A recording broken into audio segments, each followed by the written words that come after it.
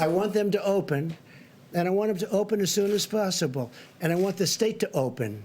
But I wasn't happy with Brian Kemp. I will tell you that right now. And I want the people in Georgia to be safe. And I don't want this thing to flare up because you're deciding to do something that is not in the guidelines. That was President Trump criticizing Georgia Governor Brian Kemp for reopening some businesses like hair salons and spas and tattoo parlors today in his state. Our next guest is someone who also believes that that is happening too soon. Georgia Congressman Doug Collins joins us now. He is the ranking member of the Judiciary Committee. Congressman, good morning, and thank you so much for being here. I know you disagree with this move. Why not now?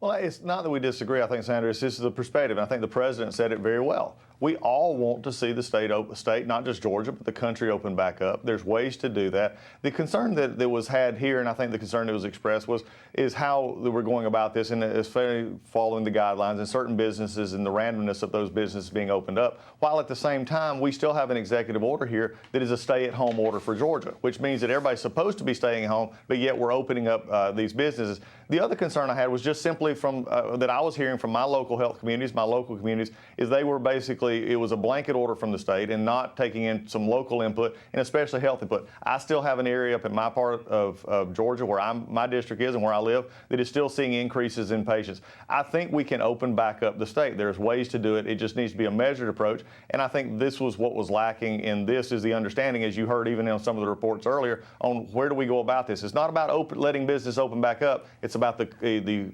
citizens actually feeling comfortable about going to the businesses as well.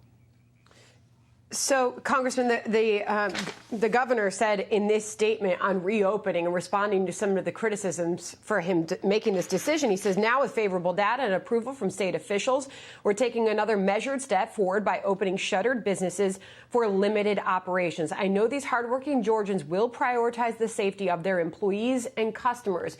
You just heard from that report there from Jonathan Siri, who was pointing out that some businesses, while they're being able to reopen, they're imposing some of their own restrictions to keep their customers and their employees safe. You're already seeing that happen. So if you don't open now, how do you do it? And what metric would lead you to believe that now is the time, or a few days or a few weeks from now?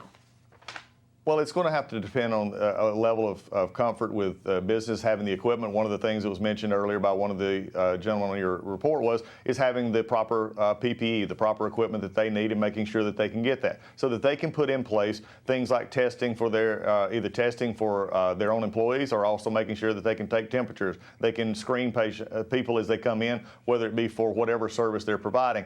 This is going to be an opening that needs to happen, but it's also an opening that we need to make sure people are comfortable with. That's why the president put out the guidelines that he did. We need to follow those guidelines, and if we get ahead of those guidelines, I think that's the national standard. Every state has the ability to do what they want to do, and the governor has that right to do it, and I respect that. I, just like him and the president, want to see it open back up, but it's a balancing of listening to all interest and not just simply saying, here's the interest that we're going to open back up, and we will do that. But also, you made a very good point. Georgians are smart folks. They'll do what they need to do, and we'll work through this and make sure that we can keep it safe. But we also don't want to give a false security that just because it seems to be better in certain parts of the state, there are other parts of our state that still have issues that they're dealing with, and we don't want to see those cross-transfer between counties and other parts of the regions.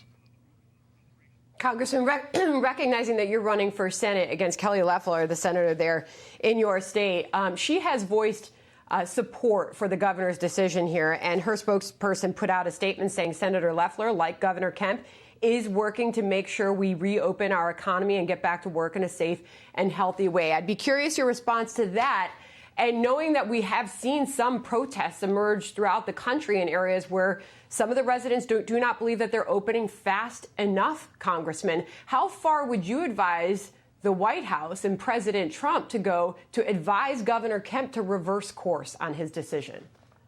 Well, I think the White House and the president spoke pretty clearly on what he advised and how that happened, and I'll leave that for President Trump, is what he told the governor, and the governor said no.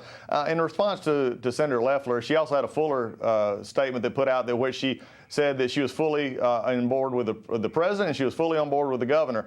I understand that's an interesting answer, but at the same point in time, you need to have your own answer, and your answer would reflect what the people of Georgia are telling you. And the locals need input. Our medical community facing different areas probably have different needs than the whole state. So I think from a perspective of leadership says, here's what my decision is, as I've just stated out. There's concerns with this decision, but the president's made it very clear what his recommendations were. And as he said last night in the interview, he spoke to the governor about that. I'll leave that between the governor and the president.